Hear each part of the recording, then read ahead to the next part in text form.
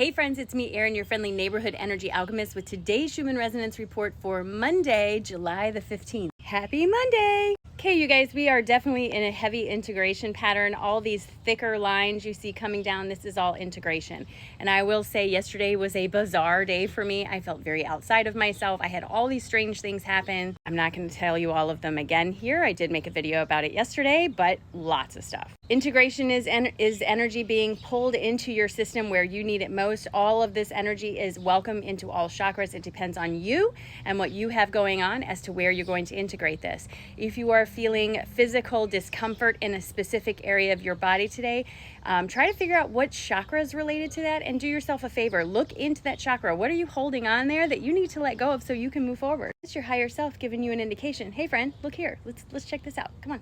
And in meditation today, I'm just going to lay it out the way I got it. What I heard was the fuse has been lit, that the two timelines are now definitely moving away from each other. That does not mean those who are unawakened do not still have the opportunity to wake up. However, the timelines are starting to diverge. What I was shown is that there is going to be a lot of contrast that comes to the surface, like a lot.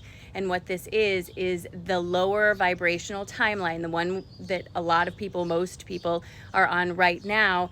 Lots happening in that space to try to keep your attention, to keep you focused on what's happening here. But the trick is, if you can focus on what you want for yourself, the good feeling things, and get away from the violence and the strife and all the BS that's going on. If you can get away from that, it moves you onto the other timeline, because remember, what you focus on matters. And I'm telling you, I was told multiple times in meditation today and shown many different ways that this is going to manifest, not just in the US, but all over the world. There's a lot of political upheaval going on, and expect to continue seeing that. I can't even talk. Expect to continue seeing that, especially in the next week or two. There's a lot that's being pushed to the surface, a lot of truths being exposed all over the world, not just here in the US.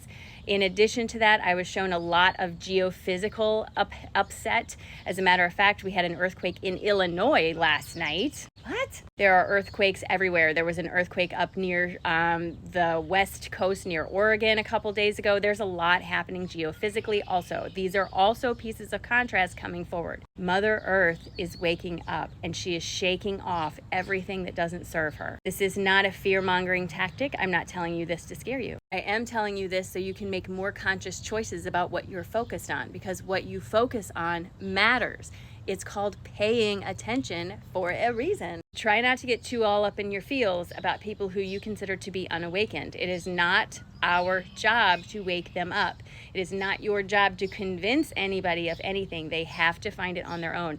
All you can do is continue to feed your own light, and then hope and send good wishes that it ripples out towards them. They feel it and then awaken. But you cannot force this on anybody. You just can't. All right, in our cards for today, this is really being reflected, the idea that the timelines are moving away. The first card we got was insecurities, and what came out with this was the idea that there's going to be a lot being stirred up to kind of bring your insecurities to the surface. You have a choice. You can give in to your insecurities, or you can choose to focus on something that feels better.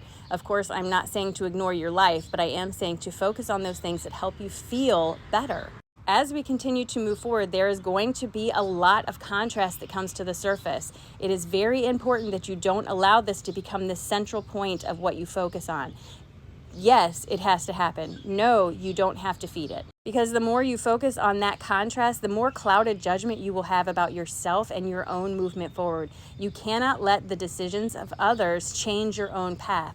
You have to decide to make choices for yourself. We are being asked at this time to choose those things that help us to feel more aligned with who we are, not with who society tells us we should be or who society is trying to pressure us into be, but who you are. Dress the way you want to dress. Listen to what you want to listen to. Watch what you want to watch. Go for a walk if you feel like it.